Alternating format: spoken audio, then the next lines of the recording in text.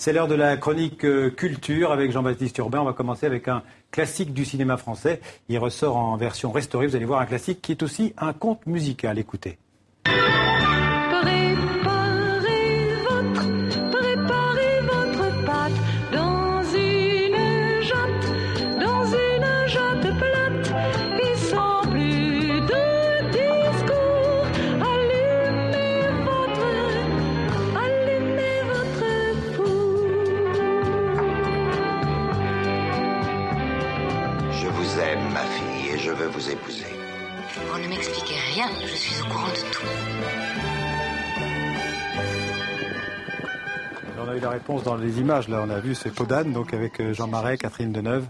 Film de Jacques Demy, film de 1970. C'est le conte de Charles Perrault, Xavier, mais un peu revisité. On est au début des années 70, ambiance hippie avec la Fée des Lilas, incarnée par la divine Delphine Seyrig qui fume des substances un peu illicites. Et puis à la fin, on voit un hélicoptère débarquer sur le château de Chambord au mépris de tout respect du temps.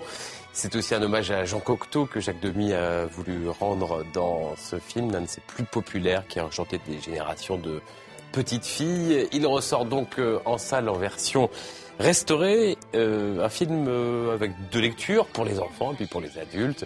Puis deux anecdotes également, c'est l'un des premiers films, une des premières apparitions au cinéma de Coluche, l'humoriste français. Et puis Jim Morrison, qui était un ami de Jacques Demy et de sa compagne Agnès Varda, a assisté au tournage. Le saviez-vous ? Non. Alors, on va passer. Je ne savais pas.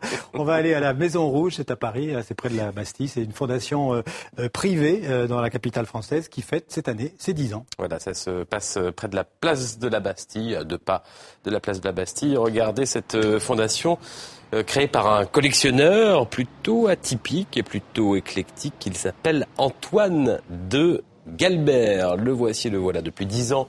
Sa fondation présente plusieurs fois par an des expositions d'art contemporain, mais pour cet anniversaire, il a choisi de sortir de sa réserve et de présenter ses propres collections à lui, enfin pas toutes, seulement 900 œuvres, parce qu'il en a quand même plus de 2500. Il les a achetées au fil des décennies, toutes peuvent s'accrocher sur un mur, c'est pour ça qu'il a appelé l'exposition Le Mur. Vous voyez, c'est très dense, les œuvres se touchent les unes les autres. Il faut dire que la conception de cette exposition est tout à fait particulière.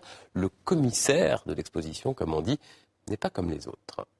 Le commissaire, cette fois, c'est un ordinateur. C'est un logiciel qui traite de manière totalement aléatoire ces 900 œuvres. C'est l'ordinateur qui décide de tout. Donc l'ordinateur a été nourri, alimenté par des formats, par 900 formats et des numéros d'inventaire. Donc il était totalement aveugle, évidemment, par définition. Et voilà ce qu'il en est ressorti. Une sorte de patchwork d'œuvres qui ont entre elles un seul lien, un seul dénominateur commun, c'est qu'elles ont toutes été achetées par moi. Alors on va un peu parler des œuvres. Il y a 900 œuvres, vous avez dit, et parmi ces œuvres, que peut-on voir à la Maison Rouge ? Allez, visite guidée, Xavier, c'est un petit peu oppressant quand on entre, je vous l'ai dit, toutes les œuvres se touchent, il ne reste plus 1 centimètre carré entre ces œuvres. Regardez, par exemple, alors là, pour l'instant, on a une vue un peu large, par exemple, hop, cette jambe qui semble sortir du mur, c'est un assemblage signé Pierre Molinier, juste à côté, cette photo d'un homme torse nu signé Annie Leibovitz, ou encore cette crucifixion d'Armand Avril. Là, il s'agit d'un carton. Je vous laisse découvrir d'autres œuvres. Il y en a 900, donc je vous avoue que je ne les connais pas toutes. En tout cas, on retrouve des thèmes récurrents, la mort, les femmes, l'humour. Et puis parmi ces centaines d'œuvres, il y a des inconnus mélangés à des stars de l'art contemporain, comme Basquiat, Jean-Michel Basquiat, Jean Dubuffet, Annette Messager, ou encore David Lynch, et tout ça tient dans cette espèce de catalogue en forme d'accordéon, 900 œuvres. Il faut repérer pour savoir laquelle est laquelle. Alors je vois que le livre est un peu rouge aussi, mais en un mot, pourquoi ça s'appelle la Maison Rouge ? Bonne question. Je me doutais que vous alliez me poser la question, et je l'ai donc posée à Antoine de Galbert. Je voulais créer un lieu chaleureux, tout simplement. Le rouge, c'est la chaleur, c'est la famille, c'est le sang. Et je voulais un nom assez simple pour que, par exemple, les étrangers se souviennent de la Maison Rouge.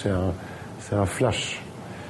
Mais c'est aussi une maison. C'est une maison, donc c'est quelque chose de non ostentatoire, et avec la cuisine à l'intérieur. Et je pense que les gens s'y sentent bien. Ils ne rentrent pas dans un palais de verre ou je ne sais quoi. Il ne rentre pas dans un grand musée, il rentre presque chez quelqu'un. Voilà, la Maison Rouge fête ses 10 ans, c'est jusqu'en septembre à Paris, à la Maison Rouge, à côté de la place de la Bastille. Merci Jean-Baptiste, on se retrouve demain.